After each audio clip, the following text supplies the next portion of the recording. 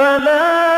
أقسم بمواقع النجوم وإنه لقسم لو تعلمون عظيم إنه لقرآن كريم في كتاب مكنون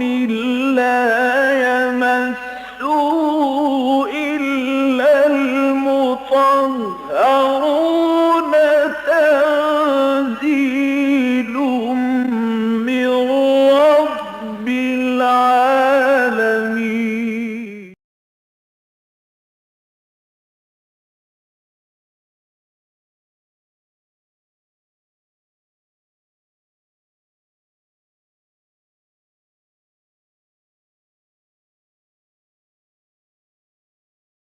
أعوذ بالله من الشيطان الرجيم. بسم الله الرحمن الرحيم. وإن يونس لمن المرسلين إذ أبق إلى الفلك المشحون فساهم فكان من المدحضين فالتقمه الحوت وهو مليم فلولا أنه كان من المسبحين للبث في بطنه إلى يوم يبعثون فنبذناه بالعراء وهو سقيم وأنبتنا عليه شجرة من يقطين وأرسلناه إلى 100,000 أو يزيدون فآمنوا فمتعناهم إلى حين فاستفتهم ألربك البنات ولهم البنون فاستفتهم ألربك البنات ولهم البنون أم خلقنا الملائكة إناثا وهم شاهدون ألا إنهم من إفكهم ليقولون ولد الله وإنهم لكاذبون أصطفى البنات على البنين ما لكم كيف تحكمون أفلا تذكرون أم لكم سلطان مبين فأتوا بكتابكم إن كنتم صادقين وجعلوا بينه وبين الجنة نسبا ولقد علمت الجنة إنهم لمحضرون سبحان الله عما يصفون إلا عباد الله المخلصين.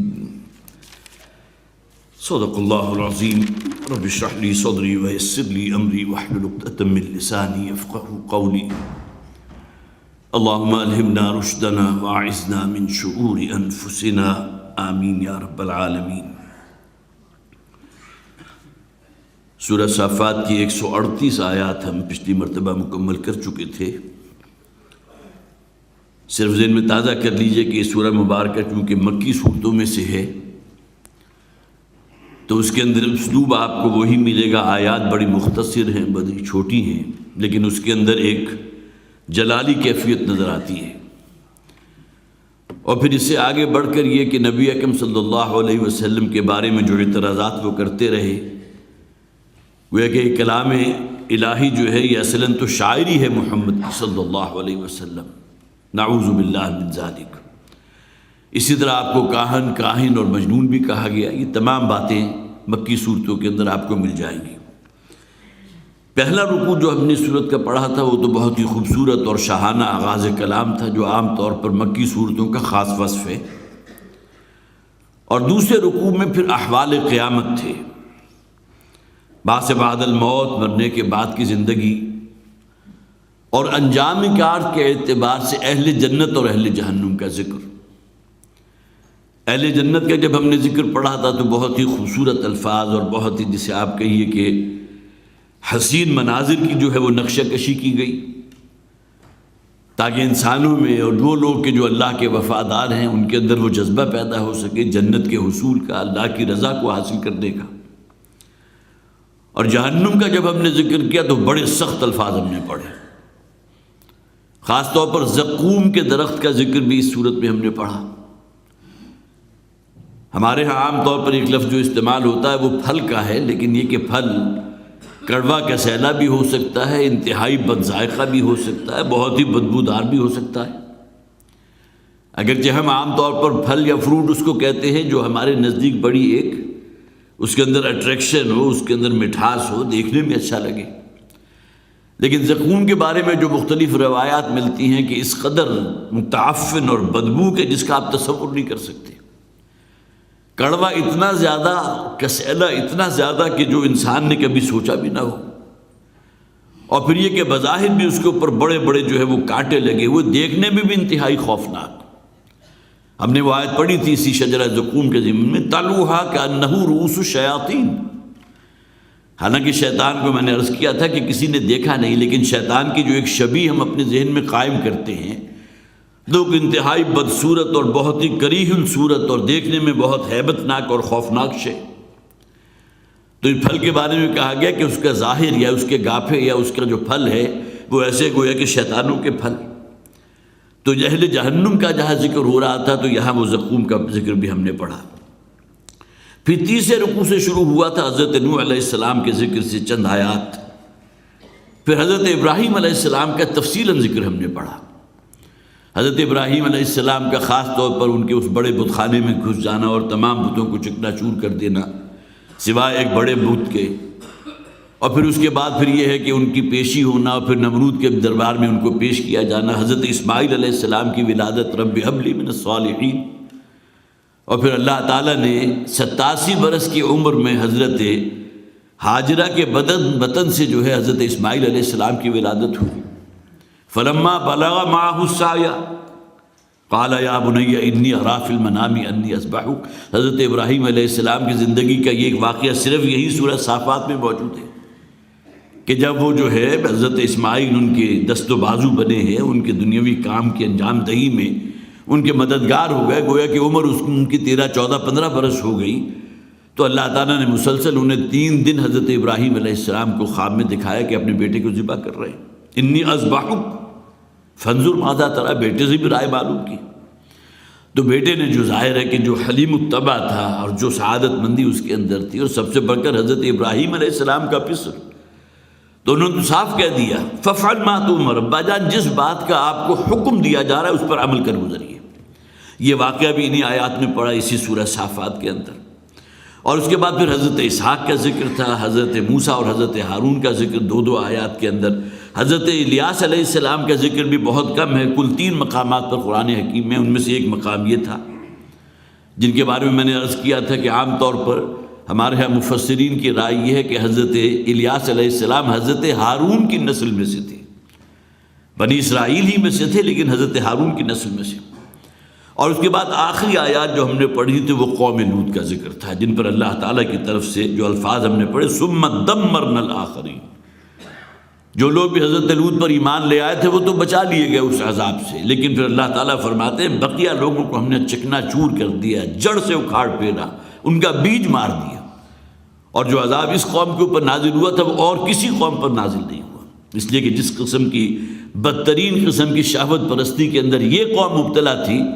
اور کسی قوم کا ذکر قرآن میں تو کم از کم موجود نہیں۔ اگرچہ آج ہم کہہ سکتے ہیں کہ ہمارے ہاں بظاہر بہت، جسے آپ کہیے کہ روشن خیالی بھی، اور پھر یہ کہ ہر اعتبار سے گویا کہ ہمارا کلچر، ہماری تہذیب جو ہے بڑی مثالی ہے، لیکن آپ کو معلوم ہے کہ یہ طبقہ جو ہے آج بھی موجود ہے، گیز کے بڑے بڑے گروپس موجود ہیں، لیزبینز کے گروپس موجود ہیں، ان کے حقوق ہوتے ہیں، ان کے بڑے بڑے جلوس نکلتے ہیں، ان کے اینول فنکشنز ہوتے ہیں، بھری محفل کے اندر اپنے وہ ان افعال کا ارتکاب کرتے ہیں، بالکل وہی معاملہ جو حضرت لوط علیہ السلام کی قوم نے کیا تھا، جس کے لیے قرآن میں الفاظ موجود ہیں نا کہ وہ بھری مجلسوں کے اندر اس کا ارتکاب کیا کرتے تھے، لہذا ان پر جو عذاب آیا اور اس کے بعد پھر انہوں نے غرق بھی کر دیا گیا۔ یہی بحر مرداد جو ڈیڈ سی ہے، اسی کا مشرقی جو ہے حصہ ہے، ساحلی علاقہ کے، جہاں آج بھی دیکھا جا سکتا ہے کہ وہ بستیاں نشان عبرت ہیں جو سدوم اور عامورہ کی بستیاں تھیں۔ اب آخری رکوع سے ذکر شروع ہو رہا ہے حضرت یونس علیہ السلام کا۔ اس بات کو نوٹ کر لیجیے کہ حضرت یونس علیہ السلام کا، چونکہ اس معاملے میں تفہیم القرآن کا اگر آپ مطالعہ کریں تو بہت سی چیزیں مولانا مودودی رحمۃ اللہ علیہ نے بڑی محنت کر کے اور بہت مشقت کے بعد ان چیزوں کو جمع کیا ہے، اور ہمارے لیے بڑی سہولت ہو گئی کہ چند ہی جو ہے وہ پیروں کے اندر یا چند ہی فکروں کے اندر جو ہے بات پوری طرح نکھر جاتی ہے۔ حضرت یونس علیہ السلام کا زمانہ جو ہے وہ تقریباً 860 قبل مسیح کا ہے۔ یہ بھی بنی اسرائیل ہی میں سے تھے۔ حضرت ابراہیم علیہ السلام کے بیٹے، ان باتوں کو میں بار بار عرض کرتا ہوں تاکہ یہ کہ کم سے کم یہ باتیں ہمارے ذہن میں خوب اچھی طرح حفظ رہے، یاد رہے، کہ حضرت ابراہیم علیہ السلام کے 2 بیٹے تھے، ایک حضرت اسماعیل جس نسل میں ہے محمد رسول اللہ صلی اللہ علیہ وسلم، اور دوسرے حضرت اسحاق ہیں جن کے بیٹے حضرت یعقوب تھے، گویا کہ حضرت یعقوب حضرت ابراہیم علیہ السلام کے پوتے ہوئے، اور ان کی نسل ہے کہ جسے قرآن بنی اسرائیل کہتا ہے۔ اسرائیل اصل میں حضرت یعقوب کا لقب تھا۔ اسر عام طور پر عبرانی زبان میں اسر کہتے ہیں، بلکہ اردو زبان میں بھی اسیر کا لفظ استعمال ہوتا ہے قیدی کے لیے، غلام کے لیے، تو اسر غلام ہے، ایل اللہ، عبداللہ، اللہ کا غلام، حضرت یعقوب علیہ السلام کا لقب، اور ان سے یہ سلسلہ ہے بنی اسرائیل کا۔ اسی نسل میں حضرت یونس علیہ السلام بھی ہیں، اور حضرت عیسیٰ علیہ السلام کی پیدائش سے تقریباً 860 برس قبل یہ وہ دورانیہ ہے کہ جن میں یہ موجود رہے تھے، اور یہ عراق کا بڑا مرکزی شہر تھا، نینوا،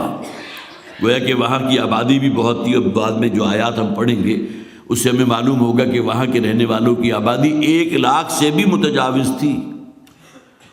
جبکہ یہ آیات جب نازل ہوئی ہیں تو مکہ میں بسنے والے یا مکہ میں چند 100 گھرانے تھے، آپ زیادہ سے زیادہ کہہ سکتے ہیں کہ 4، 5، 6 ہزار افراد ہوں گے، لیکن یہ کہ اس شہر کی آبادی جو نینوا جس کی طرف حضرت یونس علیہ السلام کو مبعوث کیا تھا، اس کی آبادی 1 لاکھ سے بھی متجاوز تھی۔ تو عراق کا مرکزی شہر نینوا جو ہے ان کا جائے پیدائش ہے، اور یہی قوم ان کا پھر ہدف بنی تھی، ٹارگٹ بنی تھی ان کی دعوت کے اعتبار سے۔ بائبل میں ان کا نام یونس نہیں ہے بلکہ یوناح ہے، جس طرح حضرت یحییٰ علیہ السلام کا بعد ان کا نام جو ہے بائبل میں آپ کو یوحنا ملتا ہے، تو ان کا نام جو ہے بائبل میں یوناح کے نام سے انہیں موسوم کیا گیا ہے۔ بنی اسرائیل میں سے تھے، اور حضرت ہارون علیہ السلام کی نسل میں سے، جیسا کہ حضرت الیاس تھے، اسی طرح بنی اسرائیل ہی میں سے یہ بھی تھے۔ آج کل جو عراق کی چونکہ عام طور پر بات ہوتی ہے، خاص طور پر جو حالات وہاں بڑے مخدوش ہوئے ہیں، اور جس طرح پھر ٹارگٹ کیا تھا امریکہ نے اس خیال میں کہ وہاں سے شاید ہمیں بہت قسم کے جو ہے وہ کوئی ویپن مل جائیں گے، کیمیکل ویپن یا ایٹامک یا نیوکلیئر قسم کے، شاید انہوں نے بڑی ہلاکت آخذی کرنے والے جو ہیں بہت سے ہتھیار بنا رکھے ہیں۔ تو موصل کا نام آپ نے سنا ہوگا، تو موصل کے قرب و جوار کا علاقہ ہے کہ جو اصل میں اس وقت نینوا کہلاتا تھا، جو آج کے عراق میں موصل کا شہر ہے۔ اور پھر یہ کہ حضرت یونس علیہ السلام نے اپنی بستی کو خیر باد کہا تھا اس خیال سے کہ اب ان تلوں میں کوئی تیل باقی نہیں رہا۔ دعوت و تبلیغ کا کام جتنا اس عرصہ انہوں نے کیا، قرآن نے اس کی کوئی نشاندہی نہیں کی، جیسا کہ حضرت نوح علیہ السلام کا ذکر تو خاص طور پر قرآن کرتا ہے کہ فَلَبِثَ فِيهِمْ أَلْفَ سَنَةٍ إِلَّا 50 عاما، کہ حضرت نوح علیہ السلام تو اپنی قوم کے درمیان 950 برس رہے۔ حضرت یونس کا ذکر نہیں ہے، لیکن معلوم ہوتا ہے بہت عرصہ انہیں گزر گیا تبلیغ و دعوت دیتے ہوئے، توحید کی بات کرتے ہوئے، قوم ٹس سے بس نہیں ہو رہی، تو اب اس خیال کے تحت کہ اب اس قوم پر اللہ کا عذاب نازل ہوگا، اس بستی کو چھوڑ کر چلے گئے۔ اور دوسری طرف یہ بات بھی اپنی جگہ مسلم ہے، جیسے کہ نبی اکرم صلی اللہ علیہ وسلم کی سیرت کا جب آپ مطالعہ کریں گے تو حضور صلی اللہ علیہ وسلم نے اس وقت تک ہجرت نہیں فرمائی مکہ سے مدینہ کی طرف جب تک کہ اللہ کی طرف سے واضح حکم نہیں آ گیا۔ حالات بہت مخدوش ہو چکے تھے، حضور کے بارے میں فیصلہ کر لیا گیا تھا دارالندوہ میں کہ انہیں شہید کر دیا جائے گا، قتل کر دیا جائے گا یا کہیں جلاوطن کر دیا جائے گا، فیصلے ہو چکے تھے۔ اور حضرت ابراہیم علیہ السلام وہ حالات کی نزاکت کو دیکھتے ہوئے بار بار حضور سے سوال کیا کرتے تھے صلی اللہ علیہ وسلم کہ اللہ کی طرف سے کب اجازت آئے گی، کب حکم ہوگا، تو حضور منع کر دیتے تھے ابھی اللہ کی طرف سے اجازت نہیں آئی۔ بالآخر جس دن اجازت آئی ہے تو حضور نے لمحہ بھر کی دیر نہیں کی اور پھر روانہ ہو گئے اس سفر پر جسے ہم سفر ہجرت کے نام سے جانتے ہیں۔ تو یہی معاملہ کچھ اس دن حضرت یونس کا بھی ہوا کہ قوم سے بالکل مایوس ہو چکے، ان دلوں میں اب کوئی تیل باقی نہیں ہے، لہذا اس قوم کو چھوڑ کر نکل گیا کہ اب یہ قوم جو ہے یہ تو عذاب الہی ہی کا مقدر بنے گی، اب اللہ کا عذاب یہاں جو ہے وہ لازم نازل ہوگا۔ قرآن حکیم میں کل 4 مقامات ہیں، بلکہ 3 مقامات کہہ سکتے ہیں کہ جہاں حضرت یونس علیہ السلام کا ذکر ہے۔ حضرت موسیٰ کا میں عام طور پر کنٹراسٹ کیا کرتا ہوں، یہ باتیں اب آپ کو یاد بھی ہو گئی ہوں گی کہ تعداد آیات کے اعتبار سے سب سے بڑھ کر ذکر حضرت موسیٰ کا ہے قرآن میں۔ تقریباً 555 آیات ہیں حضرت موسیٰ علیہ السلام کے ذکر میں، جن لوگوں نے بھی تحقیق کی اور اس بات کو خوب کھود کریت کر نکالا کہ تقریباً 6450 آیات میں سے 555 آیات حضرت موسیٰ کے ذکر پر ہیں۔ تو حضرت یونس علیہ السلام کا جو کچھ تفصیلی ذکر آ رہا ہے تو وہ ان 8 آیات میں آ رہا ہے، جس کے بھی میں نے آپ کے سامنے تلاوت بھی کی ہے، لیکن قرآن حکیم میں 3 مقامات اور ہیں کہ جہاں حضرت یونس علیہ السلام کا ذکر موجود ہے۔ سورہ یونس کے اندر، سورہ یونس، سورہ انبیاء اور اسی طرح سورہ زخرف کے اندر، یہ 3 مقامات ہیں کہ جہاں حضرت یونس علیہ السلام کا ذکر موجود ہے۔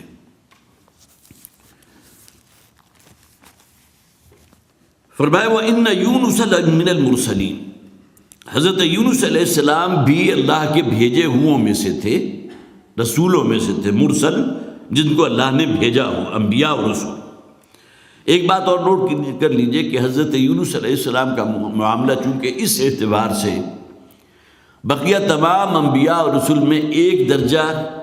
جسے آپ کہیے کمتر کا لفظ بھی میری زبان پر نہیں آ رہا، اس لیے کہ بہرحال ہر نبی اور رسول کے لیے جو ان کی عزت اور احترام جو مقام ہے اس کا ہم تصور نہیں کر سکتے، لیکن یہ کہ اس اعتبار سے ان کا معاملہ خاص ہے کہ ان پر اللہ تعالیٰ کی طرف سے اس دنیا میں بھی ایک پکڑ آ گئی تھی، جنہیں ہم مچھلی والوں کے نام سے جانتے ہیں۔ مچھلی والے کون ہیں؟ حضرت یونس علیہ السلام۔ اور جو ان سے ایک خطا اجتہادی ہوئی تھی کہ اللہ کی اجازت کے بغیر اس قوم کو چھوڑ کر چلے گئے، اس کا نتیجہ یہ نکلا کہ اللہ تعالیٰ نے پھر انہیں کچھ عرصہ جو ہے مچھلی کے پیٹ میں رکھا، اس کی وجہ سے بہرحال ان کا ذکر آگے آ بھی جائے گا، ان کا جسم جو ہے اس کے اندر کچھ وہ جیسے آپ کہیے کہ آبلے بھی پڑ گئے، اور اتنا عرصہ اگر آکسیجن اور دھوپ نہ ملے تو انسان کے جسم کے اندر جو ایک بوسیدگی اور جو ایک شیطانی ہو جاتی ہے وہ بھی ان پر ہوئی، لیکن پھر اللہ کا حکم ہوا تو اس مچھلی نے انہیں لا کر جو ہے ساحل پر اگل دیا۔ لیکن یہ معاملہ حضرت یونس علیہ السلام کا حضور نے فرمایا، دیکھیے آپ کی انکساری اور جسے آپ کہیے تواضع کا یہ عالم ہے کہ حضور فرماتے ہیں کہ مجھے کبھی یونس ابن متیٰ پر بھی فضیلت مت دینا، اس لیے کہ محبت اور عقیدے جب انسان کے اوپر خوب جو ہے اچھی طرح طاری ہوتی ہے تو وہ تو بعض اوقات اللہ کے مقام بلند تک بھی نبیوں اور رسولوں کو پہنچا دیتے ہیں۔ حضرت عیسیٰ علیہ السلام اسی محبت کا غلوف تھا کہ اللہ کا بیٹا قرار دے دیا، حضرت عزیر کو اللہ کا بیٹا قرار دے دیا۔ اسی طرح بہت سے اولیاء اللہ وہ ہیں کہ جنہیں گویا کہ اللہ کے مقام سے بھی کہیں شاید اوپر سمجھا جاتا ہے کہ اللہ تعالیٰ تو ہماری بات نہیں سنتا، لیکن یہ کہ یہ بزرگ جو ہے اس کے ذریعے ہم اپنے یہ کام کروا لیں گے، بھئی ہمارے حاجت روا اللہ نہیں ہے بلکہ یہ بزرگ ہے۔ اب یہ جو انسان کے اندر جس میں آپ کہیے کہ فاسد خیالات پیدا ہوتے ہیں جو توحید کے بالکل برعکس ہیں، تو حضرت یونس علیہ السلام کا ذکر جو شروع ہوا تھا کہ حضرت یونس علیہ السلام کے بارے میں حضور نے فرمایا کہ مجھے یونس ابن متیٰ پر بھی فضیلت مت دینا، یہ آپ کی ایک تواضع اور انکساری کا معاملہ تھا۔ اور جیسے کہ میں نے عرض کیا حضرت یونس علیہ السلام کا معاملہ اس اعتبار سے کہ اللہ تعالیٰ کی طرف سے ایک تھوڑی سی پکڑ تھی کہ جو اسی دنیا میں ان پر آئی تھی۔ اب یہ چند باتیں تھیں جو تمہیدی تھی، اب ہم اس کا باقاعدہ مطالعہ شروع کرتے ہیں۔ فرمایا وَإِنَّ يُونُسَ لَمِنَ الْمُرْسَلِينَ، اور یقیناً یونس علیہ السلام جو ہیں وہ بھی اللہ کے فرستاداؤں میں سے تھے، اللہ کے بھیجے ہوں میں سے، اللہ کے رسولوں میں سے تھے۔ اِذْ أَبَقَ إِلَى الْفُلْكِ الْمَشْحُونِ، جبکہ وہ فرار ہو گئے یا بھاگ گئے ایک ایسی کشتی کی طرف جو پوری طرح لوگوں سے بھری ہوئی تھی۔ اباقہ کے معنی کیا ہوتے ہیں؟ اصل میں آبق کہتے ہیں اس غلام کو جو اپنے آقا سے بھاگ جائے۔ اب فرض کیجئے کہ آقا اسے بڑا سخت مشقت لیتا تھا، اس پر بہت ہی جسے آپ کہیے ایذا پہنچاتا تھا اسے، اور وہ مفرور ہو جائے، اپنے آقا کو چھوڑ کر نکل جائے، بھاگ جائے، تو اسے آبق کہا جاتا تھا۔ تو گویا کہ حضرت یونس علیہ السلام کے لیے بھی یہاں لفظ جو اللہ تعالیٰ نے استعمال کیا اِذْ أَبَقَ، جبکہ وہ بھاگ گئے، چھوڑ گئے۔ جس طرح کوئی غلام اپنے آقا کو چھوڑ جاتا ہے، یہی معاملہ حضرت یونس علیہ السلام نے کیا کہ اپنی قوم کو چھوڑ کر وہ وہاں سے رخصت ہو گئے، اور گویا کہ وہاں سے رخصت ہو کر کہیں کسی دریا کے کنارے پہنچے ہوں گے، اور وہاں کوئی کشتی سوار موجود ہوگی کہ جو لوگوں سے بھری ہوئی تھی، اس میں سوار ہو گئے۔ اِذْ أَبَقَ إِلَى الْفُلْكِ الْمَشْحُونِ، جبکہ وہ راہ فرار انہوں نے اختیار کی اور بھاگ کر جو ہے کشتی میں جو لوگوں سے بھری ہوئی تھی سوار ہوئے۔ فَسَاهَمَ فَكَانَ مِنَ الْمُدْحَضِينَ، قرآن زیادہ تفصیل بیان نہیں کرتا، لیکن فل ان دا بلینکس جو ہے قرآن قاری پر چھوڑ دیتا ہے، خود اندازہ کر لو۔ اب معلوم ہوتا ہے مشحون جو کہا گیا تو اتنی بھری ہوئی تھی کہ جس میں ابھی کسی ایک اور شخص کے بھی داخل ہونے کا امکان نہیں تھا۔ حضرت یونس علیہ السلام جب اس میں سوار ہوئے تو کشتی نے ڈولنا شروع کر دیا۔ ایک معاملہ تو یہ ہو سکتا تھا کہ اسی وقت حضرت یونس علیہ السلام کو نکال دیا جاتا، لیکن یہاں بھی قرائن یہ بتا رہے ہیں کہ کشتی والے پہچانتے تھے حضرت یونس علیہ السلام کو، اور چونکہ ایک نبی کا جو چہرہ ہوتا ہے بڑا نورانی چہرہ ہوتا ہے، جو بزرگی ان کے اندر ہوگی، لہذا کسی کو یہ ہمت نہیں ہوئی کہ انہیں جو ہے اتارا جاتا کہ آپ کی وجہ سے کشتی ڈولنے لگی، بلکہ کشتی والوں نے فیصلہ یہ کیا کہ ہم باہم قرہ ڈالتے ہیں، جس شخص کا نام بھی قرے میں نکل آیا ہم اس کو اتار دیں گے، سمندر میں ڈال دیں گے، تیرتا ہوا جو ہے کنارے پر پہنچ جائے گا۔ تو فرمایا فَسَاهَمَ، اور اس کے بعد پھر باقاعدہ قرہ اندازی کی گئی، قرہ ڈلوایا گیا، فَكَانَ مِنَ الْمُدْحَضِينَ، اور اس کا نتیجہ یہ نکلا کہ انہی کو جو ہے وہ کشتی سے نکال دیا گیا۔ اب نکال پھینکا گیا یہ بھی مراد ہو سکتا ہے، یہ بھی ہو سکتا ہے کہ اتار دیا گیا، لیکن یہ کہ بہرحال قرآن حکیم کے اگر آیات و سیاق و سباق کو ہم اپنے سامنے رکھیں گے تو معلوم ہوتا ہے کہ ساحل سے کافی دور وہ کشتی پہنچ چکی تھی، اور اس کے بعد وہ ڈگمگانے لگی، اور وہ حضرت یونس علیہ السلام جو ہے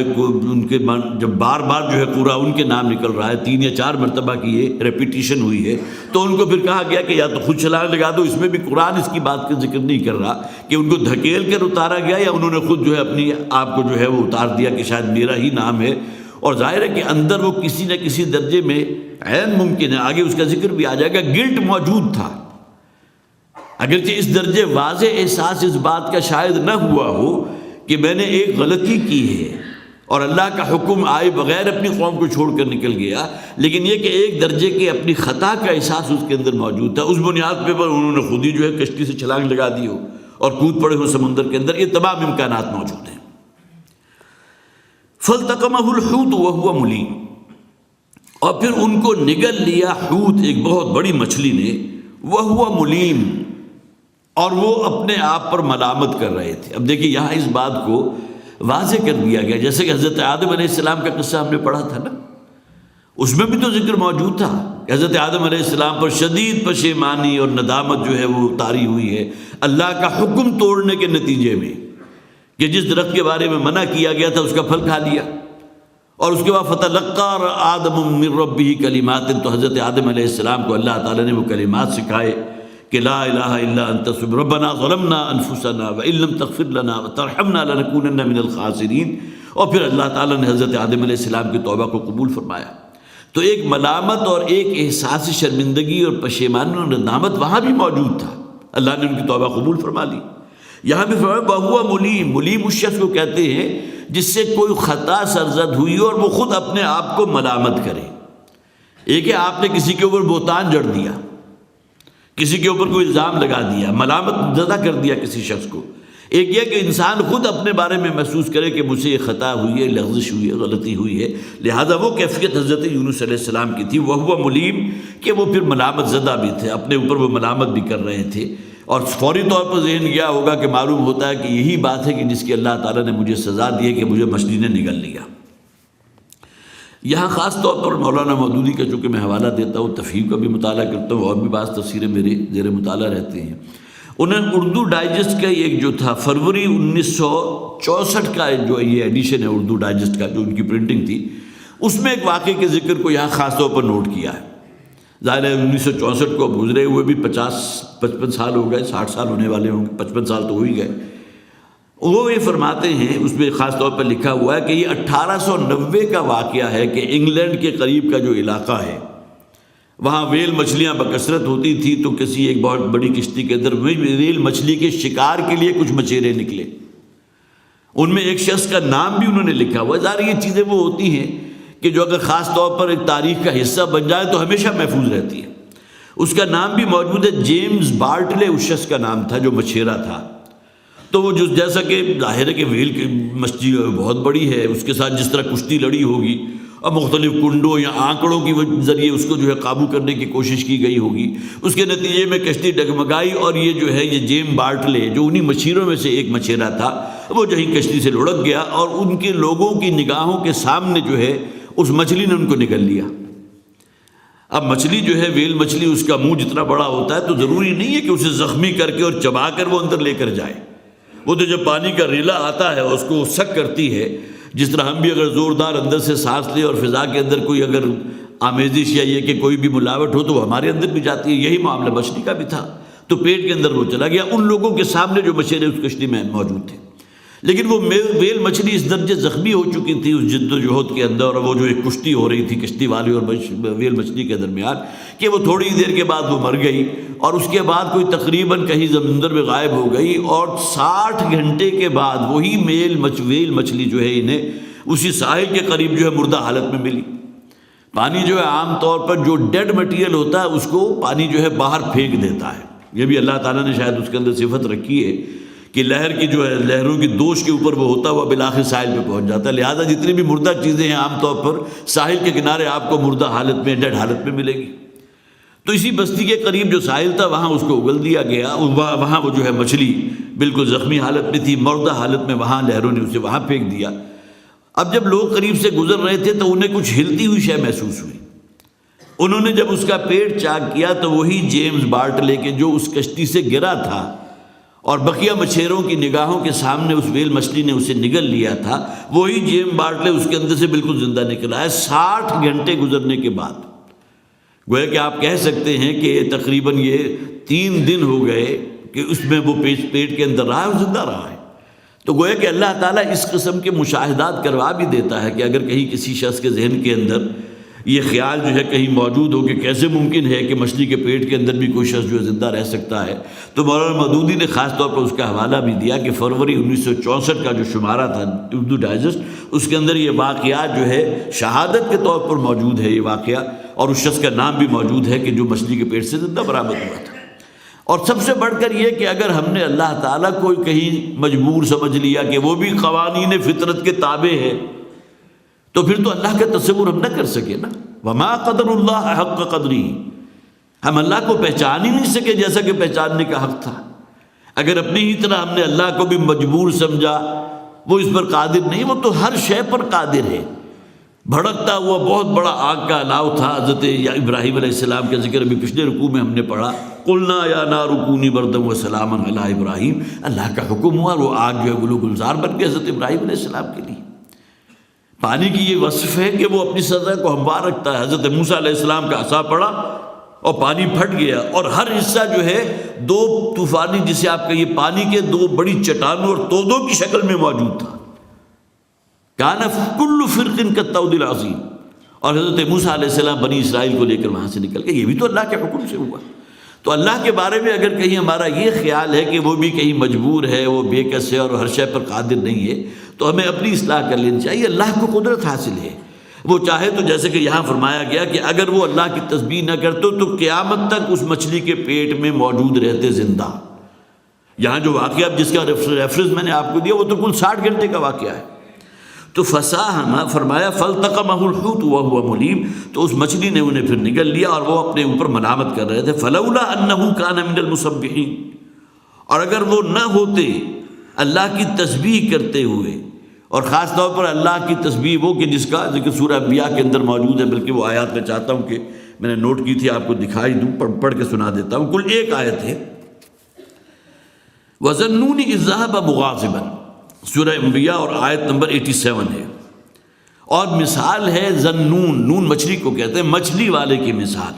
مراد کون ہے؟ حضرت یونس علیہ السلام۔ اذ ذہب مغاضبا، جب کہ وہ رخصت ہوئے اپنی قوم کو چھوڑ کر بہت غضب کی حالت میں۔ اب جس قوم نے جس طرح کوئی ایذا پہنچائی ہوگی، جو جس طرح ستایا ہوگا، ظاہر ہے کہ انسانی جو ایک بشری طبیعت ہے اس کے اندر جو ہے غصہ آ ہی جاتا ہے۔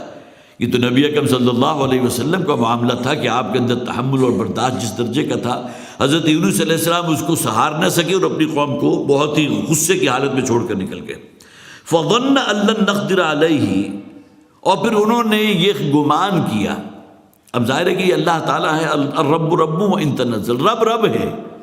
بندہ بندہ ہے، بندہ خواہ محمد رسول اللہ صلی اللہ علیہ وسلم کیوں نہ، وہ مخلوق ہے،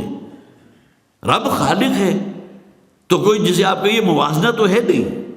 رب رب ہے اور بندہ بندہ ہے۔ یہاں فرمایا تو اور اس نے یہ گمان کیا، فظن ان لن نقدر علیہ، کہ ہم اس پر کوئی گرفت نہیں کر سکیں گے۔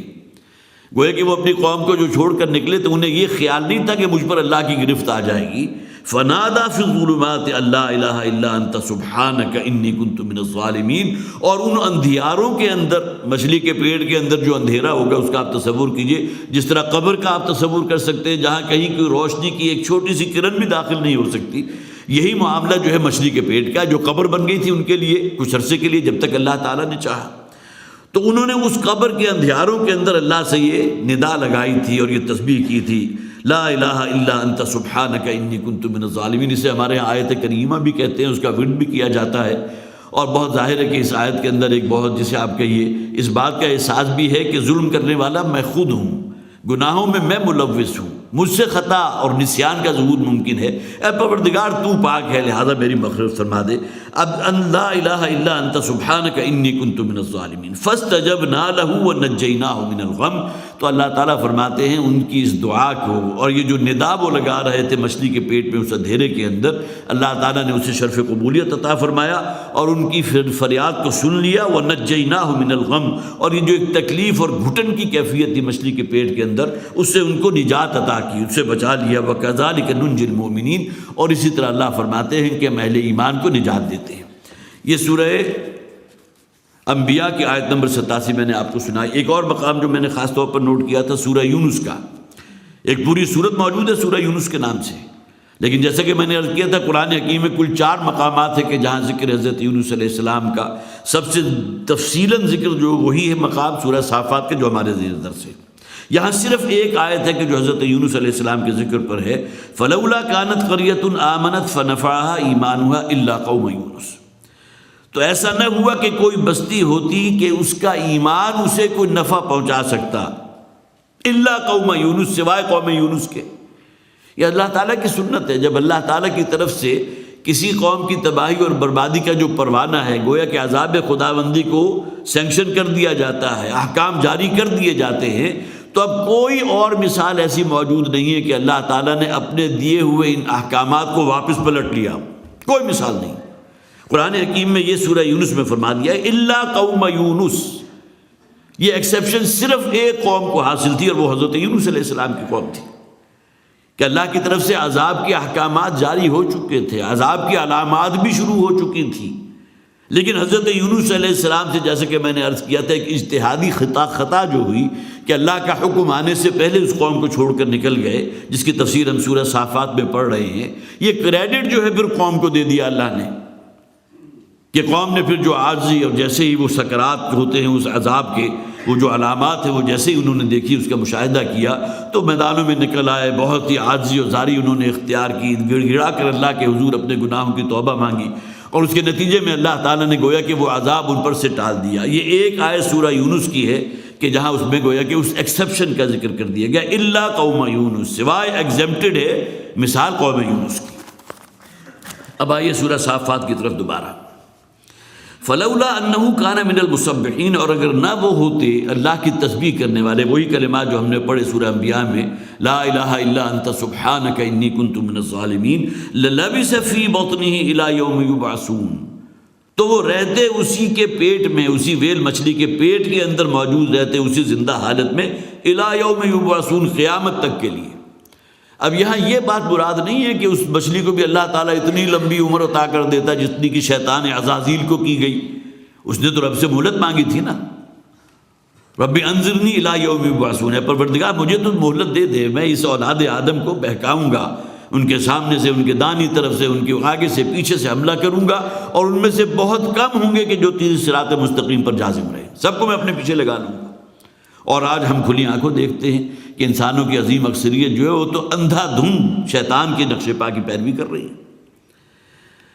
تو للبث فی بطنہ الی یوم، وہ قیامت تک کے لیے پھر اسی مچھلی کے پیٹ میں رہتے۔ یہاں مراد یہ ہے کہ پھر اللہ تعالیٰ بہت طویل عرصے تک اس میں رکھتا تاکہ پھر اللہ کے حکم سے اس کو جو ہے پھر وہ مچھلی اگل دیتی، جیسا کہ یہاں ذکر ہے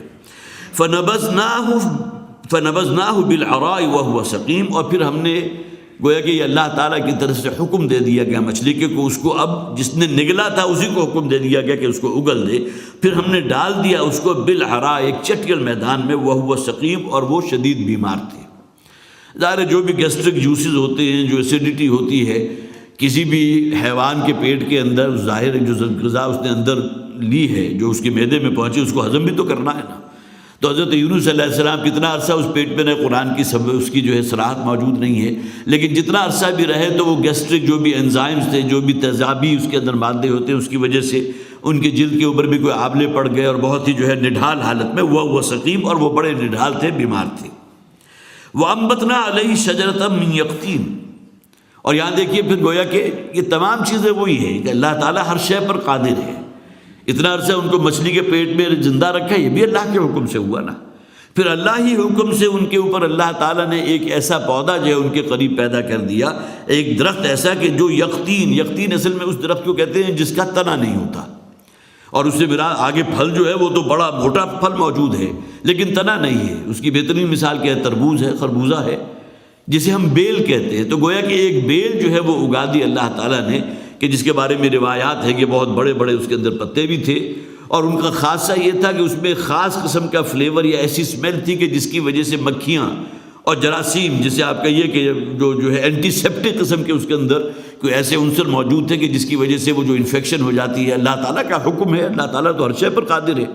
تو وہ پودا وہاں اگا دیا کہ جس کے اندر یہ اوصاف موجود تھے، ایک تو یہ کہ سورج کی تپش سے انہیں بچانے کے لیے اس کے پتے جو ہے وہ بہت بڑے بڑے تھے جنہوں نے ڈھانپ لیا ان کو، اور اس کے اندر گویا کہ ایک یہ تاثیر بھی تھی کہ ہیلنگ جو والی جو تاثیر ہے کہ وہ جو زخم یا آبلے ان کے جسم کے اوپر پڑ گئے تھے، ان کی کھال کے اوپر، ان کی جلد پر، تو وہ بھی بہت جلد جو ہے منبل ہو گئے۔ وَأَنبَتْنَا عَلَيْهِ شَجَرَةً مِّن يَقْطِينٍ،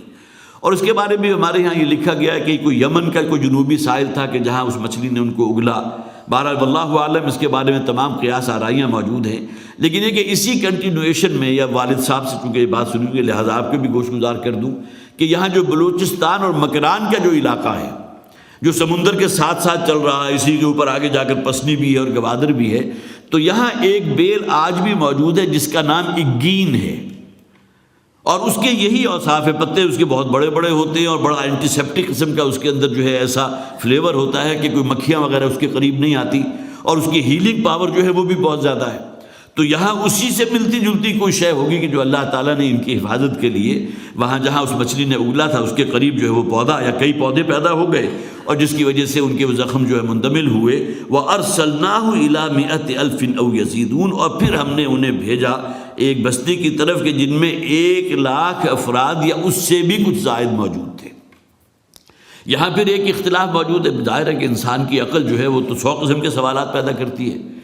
آیا حضرت یونس علیہ السلام کو اسی قوم کی طرف بھیجا گیا یا کسی اور قوم کی طرف بھیجا گیا؟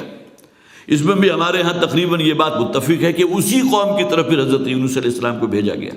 اگرچہ چند شاذ رائے جو ہے یہ بھی ہے کہ کسی اور کی قوم کی طرف بھی مبعوث کیے گئے تھے، واللہ اعلم۔ 100,000 أو يزيدون، دیکھیں یہ اصطلاح جو آج ہم استعمال کرتے ہیں نا 1,00,000 کے لیے، ہمارے ہاں عام طور پر کیا اصطلاح استعمال ہوتی ہے؟ 100,000، گویا کہ 100,000۔ آج سے 1400 برس پہلے قرآن حکیم میں 100,000، بالکل یہ ترجمہ اسی کا ہے، 1,00,000 کی بجائے 100,000، وہ 100,000 تھے۔ ہزار کو اگر آپ 100 سے ضرب دیں گے تو 1,00,000 بن جائے گا نا۔ جو آج کل بھی ہم استعمال کرتے ہیں 1 لاکھ کے لیے 100,000. تو فَأَرْسَلْنَاهُ إِلَىٰ مِائَةِ أَلْفٍ أَوْ يَزِيدُونَ، اور پھر ہم نے ان کو بھیجا اس بستی کی طرف کہ جس میں 1 لاکھ یا اس سے بھی زائد افراد موجود تھے. اس میں ایک رائے یہ بھی ہے کہ 1 لاکھ تو ان میں وہ تھے جو عقل و شعور والے تھے، اور زائد یہ ان کے لیے آ گیا جو بچے تھے، جو گویا کہ ابھی اسے سن بلوغت کو نہیں پہنچے، اس لیے او یزید ان کے الفاظ استعمال کیے. واللہ اعلم. فآمنوا فمتعناهم إلی حین، اور پھر وہ ایمان لے آئے، پھر ہم نے انہیں مہلت دی ہے اس دنیا میں جو بھی متاع زندگانی ہے اس سے استفادے کی اللہ تعالیٰ نے پھر انہیں مہلت دی ہے. اور پھر گویا کہ وہ عذاب، جیسا کہ میں نے ابتدا میں عرض کیا تھا کہ صرف یہ ایکسیپشن اس قوم کو حاصل ہے کہ اللہ کی طرف سے عذاب خداوندی کا جو ہے وہ دستخط کر کے جو ہے فرشتوں کے حوالے کر دیا گیا، اور پھر یہ کہ علامات بھی شروع ہو گئی، لیکن اللہ تعالیٰ نے اپنے اس حکم کو واپس لے لیا. فمتعناهم إلی حین، اور پھر ہم نے ان کو فائدہ اٹھانے دیا ایک متعین مدت تک کے لیے. فاستفتہم ألربک البنات ولہم البنون. اب دیکھیے یہاں یہ تمام، جیسا کہ میں نے عرض کیا تھا کہ کئی انبیاء اور رسول کا ذکر ہم نے پڑھا. حضرت نوح سے سلسلہ شروع ہوا، حضرت ابراہیم کا بڑا تفصیلی ذکر، پھر حضرت اسحاق کا ذکر، حضرت موسیٰ حضرت ہارون کا ذکر، حضرت الیاس کا ذکر، حضرت لوط کا ذکر، اور آخر میں حضرت یونس کے ذکر کے بعد اب نبی اکرم صلی اللہ علیہ وسلم جب یہ آیات نازل ہو رہی ہیں تو اس قوم کو مخاطب کیا جا رہا ہے. فاستفتہم، اے نبی صلی اللہ علیہ وسلم ذرا آپ ان سے سوال کیجئے، ان سے پوچھئے، أَلِرَبِّكَ الْبَنَاتُ وَلَهُمُ الْبَنُونَ، کیا تمہارے رب کے لیے تو ہیں بیٹیاں اور تمہارے لیے بیٹے؟ یہ جو عجیب بندر بانٹ ان لوگوں نے کی تھی، اور ان کا یہ ایمان، یہ عقیدہ تھا کہ فرشتے اللہ کی بیٹیاں ہیں، جس کا ذکر قرآن میں بہت سے مقامات پر ہے. سورہ زخرف میں فرمایا گیا وَجَعَلُوا الْمَلَائِكَةَ الَّذِينَ هُمْ عِبَادُ الرَّحْمَنِ إِنَاثًا أَشَهِدُوا خَلْقَهُمْ، انہوں نے فرشتوں کو جو ہے وہ مؤنث قرار دے دیا، اور انہیں سمجھتے ہیں کہ اللہ کی بیٹیاں ہیں. اسی طرح سورہ بنی اسرائیل میں فرمایا گیا أَفَأَصْفَاكُمْ رَبُّكُمْ بِالْبَنِينَ وَاتَّخَذَ مِنَ الْمَلَائِكَةِ إِنَاثًا. یہ عجیب بندر بانٹ تم نے کی ہے کہ تمہیں اپنے لیے تو بیٹے پسند ہیں، اور رب کو تم نے الاٹ کی بھی تو بیٹیاں کی، یہ فرشتے اللہ کی بیٹیاں. یہ جو ان کا جو عقیدہ تھا، جو ان کا ایمان تھا فرشتوں کے بارے میں، اس کو کئی جگہ قرآن حکیم میں جو ہے اس کو ٹارگٹ کیا گیا، اس کا ذکر کیا گیا. اسی طرح سورہ مریم میں جو فرمایا گیا خاص طور پر شرک فی الذات کے اعتبار سے، کسی کے بارے میں انسان کا یہ عقیدہ یا ایمان رکھنا کہ یہ اللہ کا بیٹا یا بیٹی ہے، اتنا بڑا جرم ہے، اتنا عریان جرم ہے کہ سورہ مریم میں جو الفاظ ہیں انسان کو ہلا دینے والے ہیں، وَقَالُوا اتَّخَذَ الرَّحْمَنُ وَلَدًا لَقَدْ جِئْتُمْ شَيْئًا إِدًّا. یہ جو تم نے رحمان کے ساتھ کسی کو اولاد منسوب کر دی، بیٹا یا بیٹیاں سمجھتے ہو، تو یہ تو بہت بڑا ظلم ہے جو تم نے کیا رحمان پر، بہت بڑی زیادتی ہے جو تم نے کی. تَكَادُ السَّمَاوَاتُ يَتَفَطَّرْنَ مِنْهُ وَتَنشَقُّ الْأَرْضُ وَتَخِرُّ الْجِبَالُ هَدًّا. آسمان پھٹ پڑنے کو ہے، زمین شق ہو جانے کو ہے. اتنی عظیم جسارت، اتنا بڑا، جسے آپ کہیے اللہ کی جناب میں اتنی بڑی گستاخی کہ تم نے کسی کو اللہ کی طرف اولاد کے اعتبار سے نسبت دے دی، خواہ بیٹا سمجھا یا بیٹی سمجھی. تو یہ تمام موضوعات ہیں کہ جو یہاں قرآن حکیم میں اس موضوع کو لیا گیا کہ خاص طور پر کہ تمہیں اپنے لیے جو ہے وہ تم بیٹے پسند ہے، اور اللہ تعالیٰ کو تم نے بیٹیاں الاٹ کی.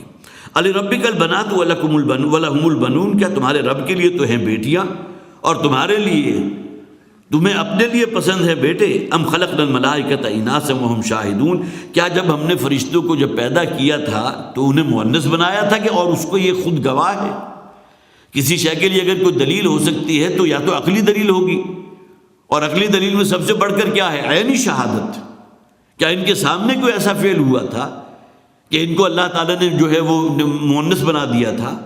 یا یہ کہ دوسری دلیل ہو سکتی ہے کہ تمہارے پاس اگر کوئی دلیل ہے کسی الہامی کتاب میں سے، کسی صحیفے میں سے، یا کسی کوئی تمہارے پاس ماخذ اور کوئی موجود ہے تو اس کو پیش کرو بطور دلیل. ام خلقنا الملائکۃ اناثا وہم شاہدون، کیا جب ہم نے ان فرشتوں کو پیدا کیا تھا، ان کی تخلیق ہوئی تھی اور انہیں عورت بنایا تھا، تو کیا یہ اس موقع پر موجود تھے، وہاں گواہ تھے؟ الا انہم من افکہم لیقولون، آگاہ ہو جاؤ، یہ اصل میں ان کا بہت بڑا جھوٹ ہے کہ جو اپنے منہ سے بک رہے ہیں، جس کا کوئی سر پاؤں نہیں ہے. اللہ کے بارے میں بھی اگر وہی تصور کیا جو انسان سمجھتا ہے کہ اس کو بھی اولاد چاہیے جس طرح انسان کو چاہیے، انسان کے آگے تو ایک اور ڈائمنشن ایڈ ہو جاتی ہے نا کہ اولاد نرینہ ہو تاکہ میرا نسل آگے چلے. نسل تو اولاد سے چلتی ہے، میرا نام جو ہے اگلی نسل میں باقی رہے، آنے والی نسلوں میں میرا نام لیا جاتا رہے. اگرچہ اب ہمارا دائرہ اتنا جو ہے محدود ہو گیا کہ ہم میں سے اگر کسی سے پوچھا جائے کہ تمہارے پردادا کا نام کیا تھا، اس سے اوپر کو تو بالکل ہی نکال دیجئے ذہن سے، تو اکثر و بیشتر وہی یاد نہیں ہوتا، اس لیے کہ ہم ہر اعتبار سے بالکل اپنے اندر، اپنے خول ہی کے اندر جو ہے گویا کہ بند ہو کر رہ گئے، اس سے باہر نکلنے کو تیار ہی نہیں۔ ورنہ بہرحال پہلے جو بھی رشتے ہوتے تھے اور اس میں جس طرح آگے شاخوں سے شاخیں نکلتی تھی، بہت سے لوگوں کو ان کا شعور بھی ہوتا تھا، اور پھر اپنے بڑوں کے لیے عزت اور احترام جو ہے وہ جذبات بھی موجود ہوتے تھے۔ لیکن آج تو ہماری محدودیت اور صرف وہ پوائنٹڈلی فوکس ہونے کا تو یہ عالم ہے کہ ہمیں اپنے پردادا کا نام بھی شاید پردادی کا نام نہیں یاد ہوگا، اور پردادا کے اگر کوئی بھائی تھے ان کا نام وہ تو ممکن ہی نہیں کہ کسی کو یاد ہو، اکثر و بیشتر الا ماشاء اللہ۔ الا انہم من افکہم لیقولون، آگاہ ہو جاؤ یہ ان کا بہت بڑا جھوٹ ہے کہ جو یہ کہہ رہے ہیں اپنے منہوں سے، ولد اللہ، کہ اللہ کے بھی اولاد ہے، اللہ نے بھی کسی کو اپنا بیٹا بنایا یا کسی کو بیٹی بنا لیا، وَإِنَّهُمْ لَكَاذِبُونَ، اور یہ جھوٹ بول رہے ہیں۔ معلوم ہوا کہ وہی انداز جو سورہ مریم کا بھی میں نے حوالہ دیا تھا کہ آسمان پھٹ پڑنے کو ہے، زمین شق ہو جانے کو ہے، اتنی بڑی جسارت اور اتنا بڑا ظلم اللہ کے ساتھ کہ کسی کو اللہ یا کا بیٹا یا بیٹی قرار دے دیا، وہی انداز آپ کو یہاں بھی ملے گا کہ افک ہے، جھوٹ ہے، بے بنیاد بے سروپا بات ہے۔ انہم لکاذبون، یہ جھوٹ بول رہے ہیں۔ اصطفى البنات علی البنین، کہ اللہ تعالیٰ نے جو ہے وہ بیٹوں پر بیٹیاں پسند کر لی، اپنے لیے تمہیں بیٹے پسند ہیں، لیکن یہ کہ اب رحمان کو تم نے جو الاٹ کی ہیں تو وہ بھی بیٹیاں الاٹ کی۔ یہاں میں نے خاص طور پر نوٹ کیا تھا سورہ زخرف کی ایک آیت، اس کو آپ کے ساتھ بھی شیئر کرتا ہوں۔ فرمایا وَإِذَا بُشِّرَ أَحَدُهُم بِمَا ضَرَبَ لِلرَّحْمَنِ مَثَلًا ظَلَّ وَجْهُهُ مُسْوَدًّا وَهُوَ كَظِيمٌ۔ ان لوگوں کا معاملہ، ان کا نہیں بلکہ اکثر و بیشتر لوگوں کا معاملہ یہ ہے کہ جب ان میں سے کسی کو بیٹی کی ولادت کی خبر پہنچائی جاتی ہے، بشرا، بشارت دی جاتی ہے، اولاد ہوتی ہے تو بشارت کے لیے ہے نا، لیکن اگر تو بیٹے کی بشارت ہے تو چہرہ بڑا کھل اٹھے گا، اگر بیٹی کی کہیں خبر مل گئی، بیٹی کی بشارت ہو گئی، وَإِذَا بُشِّرَ أَحَدُهُم بِمَا ضَرَبَ لِلرَّحْمَنِ مثلا، یہاں دیکھیے خاص طور پر بیٹی کا ذکر نہیں کیا گیا، جب ان میں سے کسی کو بشارت دی جاتی ہے، خوشخبری سنائی جاتی ہے، کس شے کی؟ کہ جو یہ منسوب کرتے ہیں رحمان کی طرف۔ مراد کیا ہے؟ قرآن نے بعض جگہ جو ہے یہ رستہ وہ جو ہے تھوڑا سا فل ان دا بلینک خود کر لو کہ یہاں مراد کیا ہے۔ تم رحمان کے لیے بیٹیاں تم نے وضع کی نا، جب تم میں سے کسی کو بیٹی کی بشارت دی جاتی ہے، خبر سنائی جاتی ہے، ظل وجهه مسودا، تو اس کا چہرہ سیاہ پڑ جاتا ہے، وهو قظیم، اور وہ غم و اندوہ میں مبتلا ہو کر غصے کو پینے لگتا ہے کہ یہ کیا معاملہ ہو گیا، کیا ظلم ہو گیا۔ اور ہمارے ہاں تو یہ بھی ہوتا ہے کہ اس تمام ظلم کا معاملہ جو ہے وہ تھوپ دیا جاتا ہے بچی کی ماں کے اوپر، اور اس کو قتل کر دیا جاتا ہے، اس کو آگ لگا دی جاتی ہے۔ یہ تو وہ خبریں ہیں نا جو عام طور پر آپ اپنے اخبارات کے اندر پڑھتے بھی ہیں، ہمارے مطالعے میں رہتی ہیں، لیکن یہ جہالت اس درجے کی ہمیشہ سے موجود رہی۔ انسان کی فطرت میں ہے اولاد نرینہ، اس کی خواہش، اور پھر یہ کہ اگر بالکل شروع میں بیٹی ہو جائے اور کہیں دوسری بیٹی آ جائے تو اب معلوم ہوتا ہے تو اب تو زمین اس کے لیے جو ہے نا، وَضَاقَتْ عَلَيْهِمُ الْأَرْضُ بِمَا رَحُبَتْ، جو قرآن میں نقشہ کھینچا گیا کہ زمین اپنی تمام تر وسعت کے باوجود اسے اپنے اوپر تنگ پڑتی محسوس ہونے لگی۔ معلوم ہوتا ہے جی 2 بیٹیاں آ گئی، یہ تو بہت بڑا ظلم ہو گیا، میرے ساتھ بہت بڑی ناانصافی ہو گئی، اور یہ اس کی ماں ہے کہ جو اصل میں جرمدار ہے، لہذا جو بھی اس کے ساتھ ہتک آمیز جو ہے رویہ اختیار کیا جائے گا، اس کو قتل تک کر دیا جائے گا۔ یہ مثالیں آج کل موجود ہیں۔ تو فرمایا وَإِذَا بُشِّرَ أَحَدُهُم بِمَا ضَرَبَ لِلرَّحْمَنِ مثلا، جس کی مثال یہ رحمان کی طرف منسوب کرتے ہیں، فرشتے بیٹیاں ہیں، جب بیٹی کی بشارت دی جاتی ہے تو ان کا چہرہ لٹک جاتا ہے، سیاہ پڑتا ہے، اور وہ انتہائی غم و اندوہ کی کیفیت میں چلا جاتا ہے۔ تو فَاسْتَفْتِهِمْ أَلِرَبِّكَ الْبَنَاتُ وَلَكُمُ الْبَنُونَ، تو اے نبی ذرا ان سے سوال کیجئے کہ کیا تمہارے رب نے تو اپنے لیے بیٹیاں پسند کی، اس کے لیے بیٹیاں ہیں اور ان کے لیے بیٹے ہیں؟ ام خلقنا الملائکۃ اناثا وہم شاہدون، کیا جب ہم نے ان فرشتوں کی پیدائش کی تھی، انہیں پیدا کیا تھا تو یہ موجود تھے اس موقع پر، انہیں معلوم تھا کہ وہ مؤنث ہے؟ الا انہم من افکہم لیقولون، آگاہ ہو جاؤ یہ بہت بڑا جھوٹ ہے کہ جو وہ اپنے منہ سے بک رہے ہیں، ولد اللہ، کہ اللہ کے اولاد ہے، وانہم لکاذبون، اور یہ جھوٹ بول رہے ہیں۔ اصطفى البنات علی البنین، کیا اس نے پسند کی ہیں بیٹیاں بیٹوں کے مقابلے میں؟ ما لکم کیف تحکمون، اب یہ کیا فیصلہ ہے جو تم نے کیا ہے، کیا بندر بانٹ ہے، کیا تقسیم ہے کہ جو تم نے، کیا ناانصافی ہے جو تم نے اللہ کے ساتھ کی ہے۔ بس یہیں ختم کر رہے ہیں، ہمارا وقت بھی ختم ہو گیا۔ ابھی آخری رکوع جو ہے سورہ صافات کا، اس کا ابھی تقریباً 7-8 آیات باقی ہیں، اس پر انشاءاللہ اگلی مرتبہ یہاں بیان ہوگا۔ اللہ تعالیٰ توفیق عطا فرمائے قرآن حکیم کو سمجھنے کی، اس کے حقوق ادا کرنے کی، اس پر غور و فکر کرنے کی اور اس پر عمل کرنے کی۔ بارک اللہ لی ولکم فی القرآن العظیم ونفعنی وإیاکم بالآیات والذکر الحکیم۔